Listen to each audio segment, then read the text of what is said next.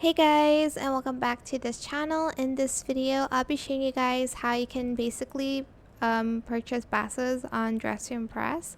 So to do that, you're just going to go to the left here and select this icon, and here's where you can purchase the passes. There's custom makeup, VIP pass, and run faster. There's also increased item limit and 2 times the money. And to purchase it, you're going to select this.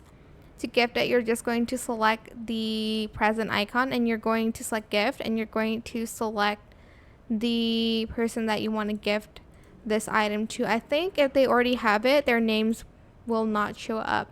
So yeah, that is it. Sorry for this video. I hope it was helpful for you guys. Don't forget to like, comment, share, and also subscribe to this channel if you haven't done that already. If you have any more questions about this video, just leave it in the comment section down below. I will try my best to answer them all for you guys. And if you found this video helpful, please click the thanks button as well. That is it. Thank you so much for watching. Bye.